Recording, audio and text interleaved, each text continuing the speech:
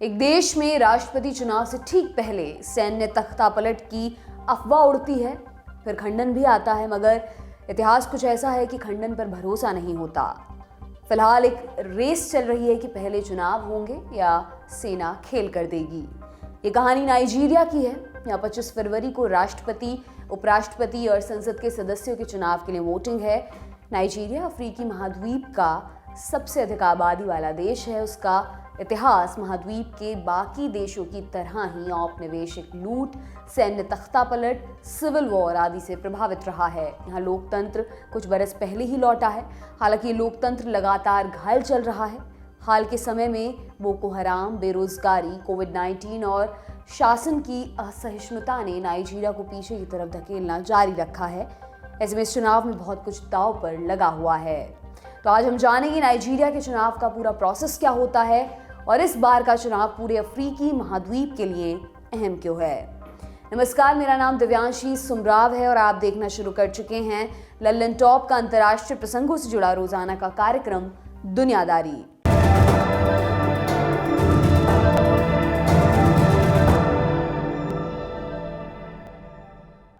आज नाइजीरिया के चुनाव की कहानी। सबसे पहले मुल्क का नक्शा आप देखिए। नाइजीरिया अफ्रीकी महाद्वीप के पश्चिमी तट पर बसा हुआ है। इसकी दक्षिणी सीमा गिनी की खाड़ी से लगती है। इसके पड़ोसियों में बेनिन, चाद, कैमरून और नाइजर का नाम आता है। पुरानी रिपोर्ट्स ये बताती हैं कि नाइजीरिया का नाम ब्रिटिश पत्रकार फ्लोरा शॉ ने सुझाया था। नाइजर नदी के नाम पर देश का नाम नाइजीरिया रखा गया। नाइजीरिया कुल जमा 36 राज्यों और एक कैपिटल टेरिटरी में विभाजित है। नाइजीरिया की आबादी लगभग 22 करोड़ है। यूएन की रिपोर्ट के अनुसार इस सदी के अंत तक जनसंख्या 40 करोड़ के पार पहुंच जाएगी। इस तरह नाइजीरिया भारत और चीन के बाद तीसरी सबसे बड़ी आबादी वाला देश बन जाएगा। नाइजीरिया में 2 धर्मों का दबदबा है। लगभग 53% आबादी इस्लाम, जबकि 46% के आसपास लोग ईसाई धर्म को मानते हैं। धर्म तो 2 हैं, लेकिन जातियां सैकड़ों की संख्या में हैं। उनके बीच दशकों से जातीय संघर्ष चलता आया है। ये संघर्ष नाइजीरिया की राजनीति की दशा और दिशा तय करता आया है।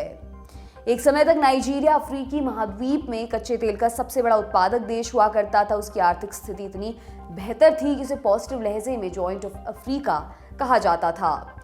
लेकिन पिछले कुछ समय में तेल की चोरी और प्रोडक्शन साइट्स पर होने वाले हमलों के चलते इसमें रुकावट आई है। सितंबर 2022 में आई organisation of petroleum exporting countries यानी कि ओपेक की रिपोर्ट के अनुसार नाइजीरिया अफ्रीका में तेल पैदा करने के मामले में चौथे नंबर पर पहुंच गया। अंगोला, अल्जीरिया और लीबिया टॉप 3 में पहुंच गए हैं। नाइजीरिया की राजधानी अबुजा है। ये शहर 1980 के दशक में बसाया गया था। नाइजीरिया को अक्टूबर 1960 में ब्रिटेन से आज़ादी मिली थी। उस समय लागोस को राजधानी का दर्जा दिया गया था। जब लागोस की आबादी बढ़ने लगी तब नया कैपिटल बनाने का फैसला किया गया। दिसंबर 1991 में अबुजा को नाइजीरिया की राजधानी बना दिया गया। हवाई रास्ते से नई दिल्ली से अबुजा की दूरी लगभग 8000 किलोमीटर है। भारत और नाइजीरिया दोनों ही कॉमनवेल्थ का हिस्सा हैं। भारत ने 1958 में नाइजीरिया में अपना डिप्लोमेटिक मिशन बिठा दिया था। उस समय तक नाइजीरिया को आज़ादी भी नहीं मिली थी। पंडित जवाहरलाल नेहरू नाइजीरिया जाने वाले पहले भारतीय प्रधानमंत्री थे। वो सितंबर 1962 में नाइजीरिया के दौरे पर गए थे। नाइजीरिया कॉमनवेल्थ के साथ साथ अफ्रीकन यूनियन और यूनाइटेड नेशंस का सदस्य भी है। ये तो हो गया नाइजीरिया का परिचय। अब इतिहास जान लेते हैं। नाइजीरिया में इंसानी सभ्यता की शुरुआत हजारों बरस पहले हो चुकी थी। 5वीं शताब्दी ईसा पूर्व में ये इलाका नौक संस्कृति का केंद्र बना। यूरोपीय देशों के आने से पहले तक इस इलाके में सैकड़ों जनजातियां बस चुकी थीं। उनकी अपनी भाषा और संस्कृति थी। वे खुद को एक दूसरे से अलग मानते थे। कुछ जनजातियों की अपनी अलग रियासतें भी थीं, जैसे कानेम, बोनो, बेनिन, ओयो, हौसा, फुलानी आदि। 11वीं शताब्दी में हौसा रियासत ने इस्लाम कबूल कर लिया। धीरे धीरे इस्लाम उत्तरी नाइजीरिया के इलाकों में फैलता चला गया। फिर 15वीं सदी में पुर्तगालियों की एंट्री हुई। कुछ समय बाद यूरोप के और भी देश आए। उनकी दिलचस्पी गुलामों की खरीद बिक्री में थी। नाइजीरिया की लोकेशन इस इलाके को दास व्यापार के मुफीद बनाती थी। फिर आया 1807 का साल। ब्रिटेन ने गुलामों के व्यापार पर प्रतिबंध लगा दिया, लेकिन नाइजीरिया की कुछ रियासतें उसके बाद भी दूसरे यूरोपीय देशों और कंपनियों के साथ व्यापार चला रही थीं। ब्रिटेन ने उन्हें रोकने के लिए अभियान चलाया। इसके अलावा कोकोआ, मूंगफली, रबर और पाम ऑयल को लेकर भी संघर्ष बढ़ रहा था। दास व्यापार खत्म होने के बाद ये संसाधन कमाई का बड़ा साधन बन चुके थे। इसी वजह से यूरोपीय लुटेरे तटीय इलाकों को छोड़कर अंदर की तरफ जाने लगे थे।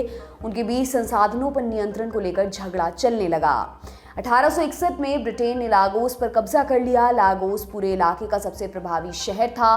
वहां से ब्रिटेन ने अपना प्रभाव फैलाना शुरू कर दिया। उन्होंने कमजोर रियासतों के साथ संधियां की और विरोध पेश करने वाली रियासतों को सेना के दम पर कुचल दिया। 1914 तक ब्रिटेन ने उत्तरी और दक्षिणी इलाके को आपस में मिला दिया और पूरे इलाके को नाम दिया नाइजीरिया। ये दो शब्दों से मिलकर बना था नाइजर और एरिया, यानी वो इलाका जहां नाइजर नदी बहती है। ब्रिटेन का शासन 1960 तक चला। उस बरस नाइजीरिया को आज़ादी मिल गई। आज़ादी के समय नाइजीरिया में 3 राज्य बनाए गए, नदर्न रीजन, वेस्टर्न रीजन और ईस्टर्न रीजन। इनका विभाजन जातीय आधार पर किया गया था। सर अबूबकर तवाफा बालेवा देश के पहले प्रधानमंत्री बने। उन्होंने गठबंधन सरकार बनाई। 1963 में नाइजीरिया एक गणतंत्र बन गया। सब ठीक चल रहा था, लेकिन अंदर ही अंदर एक चिंगारी भड़क रही थी। नाइजीरिया की प्रमुख जातियां सरकार में अपनी हिस्सेदारी को लेकर बहुत खुश नहीं थीं। ये जातियां कौन कौन सी थीं? 2 मुस्लिम जातियां हैं, हौसा और फुलानी। इन्हें एक साथ हौसा फुलानी भी कहा जाता है। इनका दबदबा उत्तरी नाइजीरिया के राज्यों में है। ये शरिया लॉ की हिमायती हैं। इसके अलावा एक ईसाई जाति थी इग्बो। इसका प्रभुत्व दक्षिणी नाइजीरिया में है। ये शरिया लॉ की धुर विरोधी हैं। ब्रिटिश शासन के दौरान इग्बो को राजनीति और दूसरे अहम विभागों में वरीयता मिली। आज़ादी के बाद इन्हें हाशिए पर धकेला जाने लगा। इसको लेकर उनके मन में विद्रोह पनपता गया। फिर 15 जनवरी 1966 की तारीख आई। इस तारीख को नाइजीरिया आर्मी के कुछ अफसरों ने विद्रोह कर दिया। उन्होंने प्रधानमंत्री बालेवा और नदर्न रीजन के प्रीमियर की हत्या कर दी। उनके अलावा 20 लोग और मारे गए थे। इनमें से अधिकतर मुस्लिम थे, जबकि विद्रोही अफसर ईस्टर्न रीजन से ताल्लुक रखते थे। ईस्टर्न रीजन में इग्बो ईसाइयों का प्रभुत्व था। सेना ने इस विद्रोह को 2 दिन के अंदर दबा दिया। इसके बाद आर्मी कमांडर जॉनसन अगुई रोंसी ने देश की कमान अपने हाथों में ले ली। जॉनसन इग्बो थे, इससे उनके खिलाफ शक पैदा हुआ। मुस्लिम इलाकों में धारणा फैली कि जॉनसन ने कुर्सी पर कब्जे के लिए पूरा ड्रामा रचा था। नतीजा ये हुआ कि 6 महीने बाद ही एक और तख्ता पलट हुआ। इसमें जॉनसन की हत्या कर दी गई। सत्ता लेफ्टिनेंट कर्नल याकूबू गोवोन के पास पहुंच गई। गोवोन ने नाइजीरिया के 4 प्रांतों को 12 प्रांतों में बांट दिया। इससे इग्बो नाराज हो गए। 1967 में एक मिलिट्री अफसर ने इग्बो वाले इलाके को आज़ाद मुल्क घोषित कर दिया। उन्होंने अपने मुल्क को नाम दिया the state of Biafra. Nigeria ने उन्हें कुचलने के लिए सेना उतारी। केंद्र सरकार ने बियाफ्रा का राशन पानी बंद कर दिया। मुस्लिम इलाकों में रहने वाले ईसाइयों को बेरहमी से मारा जाने लगा। ये सिविल वॉर 1970 तक चला। इसमें लाखों लोग मारे गए। आखिरकार बियाफ्रा को सरेंडर करना पड़ा। ईसाइयों का आज़ाद मुल्क का सपना धरा का धरा रह गया। हालांकि इस घटना ने नाइजीरिया के इतिहास पर एक बदनुमा दाग लगा दिया था, जिसका असर आज तक कायम है। बियाफ्रा का मसला तो थम गया, लेकिन सैन्य तख्तापलट का सिलसिला चलता रहा। 1970 के दशक में नाइजीरिया में खूब सारे तेल के भंडार मिले। उसी समय पश्चिमी देशों में कच्चे तेल का संकट खड़ा हुआ था, जिसके चलते नाइजीरिया के तेल की मांग बढ़ने लगी। वैसे खजाने में बेहिसाब पैसा आया। पैसे के साथ साथ भ्रष्टाचार भी बढ़ा, जिसके कारण और तख्तापलट हुए। फिर 1990 का दशक आया। नाइजीरिया में लोकतंत्र की मांग को लेकर आंदोलन शुरू हुए। बाहर से दबाव भी पड़ा। आखिरकार 1999 में सैन्य शासकों ने नाइजीरिया में राष्ट्रपति चुनाव कराने का फैसला किया। उस बरस नाइजीरिया का 4था संविधान भी अस्तित्व में आया। इसके तहत नाइजीरिया में प्रेसिडेंशियल सिस्टम वाली व्यवस्था लाई गई। ये संविधान काफ़ी हद तक अमेरिका के संविधान से प्रेरित था। शक्तियों का बंटवारा सरकार के 3 अंगों के बीच किया गया। पहले अंग कार्यपालिका की शक्ति राष्ट्रपति के पास आई। राष्ट्रपति राष्ट्र के साथ साथ सरकार का भी मुखिया होता है। उसका कार्यकाल 4 बरस का होता है। एक व्यक्ति अधिकतम 2 कार्यकाल के लिए राष्ट्रपति बन सकता है। मौजूदा राष्ट्रपति मुहम्मदू बुहारी 2015 से इस पद पर हैं।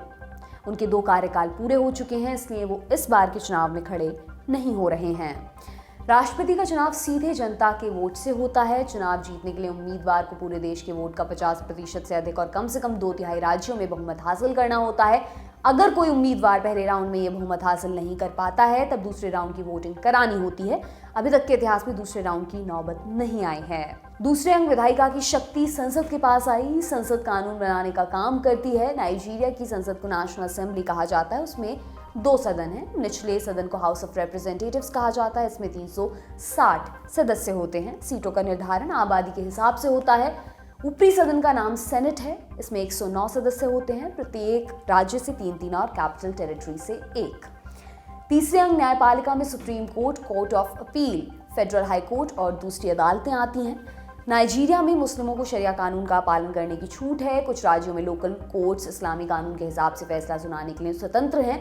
कट्टर इस्लामी नेता पूरी नाइजीरिया में शरिया लॉ लागू करने की मांग करते हैं। इसके कारण ईसाई और मुस्लिमों के बीच समय समय पर दंगे होते रहते हैं। नाइजीरिया में 1999 के बाद से एक भी तख्ता पलट नहीं हुआ है। हालांकि इसके बीच में साजिशें भरपूर होती रही हैं। एक तथ्य यह भी है कि भले ही नाइजीरिया में चुनाव होता रहा हो, लेकिन हर बार धांधली के आरोप लगते हैं। इसका एक कारण ये भी है कि जो भी राष्ट्रपति चुनाव जीतता है उसका सेना से कोई ना कोई संबंध निकल ही आता है। मौजूदा राष्ट्रपति बुहारी 1970 और 1980 के दशक में सैन्य तख्ता पलट के जरिए सत्ता चला चुके हैं। अब सवाल ये आता है, इस बार का चुनाव अहम क्यों है? पहली वजह है स्थिरता।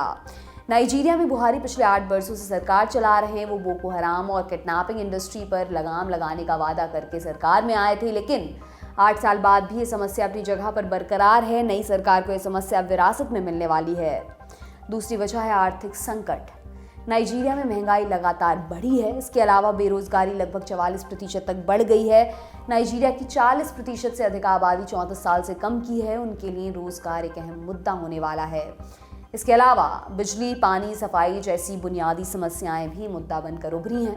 2023 में नाइजीरिया के अलावा 10 से अधिक अफ्रीकी देशों में चुनाव होने वाले हैं। उनका इतिहास और उनके मुद्दे कमोबेश नाइजीरिया जैसे ही हैं। नाइजीरिया का परिणाम काफ़ी हद तक उनका भविष्य भी निर्धारित करने वाला है। इस मामले पर हमारी नज़र बनी रहेगी। आप बने रहिए लल्लन टॉप के साथ। आज की दुनियादारी में बस इतना ही दोस्तों। कल फिर आपसे मुलाकात होगी। इसी उम्मीद के साथ विदा लेती हूँ। शुक्रिया। शुभ रात्रि।